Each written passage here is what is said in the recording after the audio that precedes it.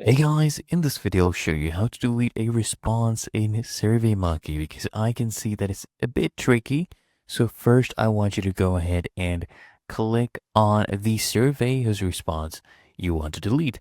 So I've clicked on the shortlisting survey and then click here on analyze results.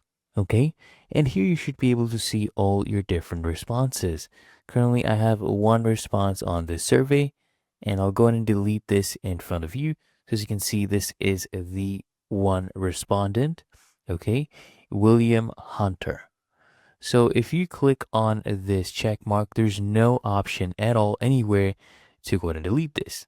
All you need to do is first just click on view respondents answers.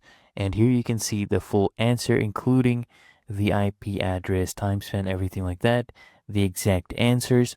And then here you'll see an option that says delete. All you need to do is click on a delete.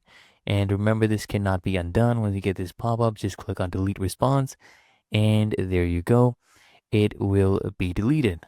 And that is how you delete a response in SurveyMonkey.